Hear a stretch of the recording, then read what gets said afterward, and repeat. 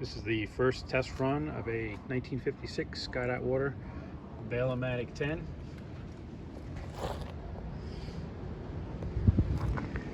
I already had it running, so it should start right up.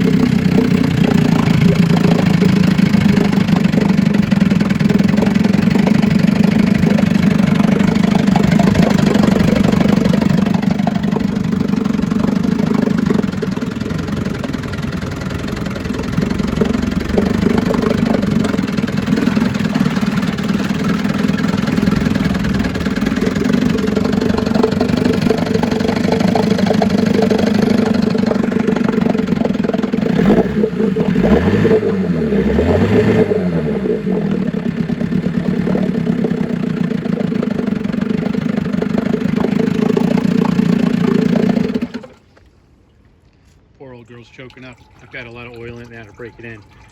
This one I had to pull the power head apart on it, and I had re-rung it and did the crank seals, and of course did some water pump work, which they're famous for, and then just fuel system and ignition system. So it seems to have some potential. We're going to take it out on the lake in the spring. I'm looking forward to it.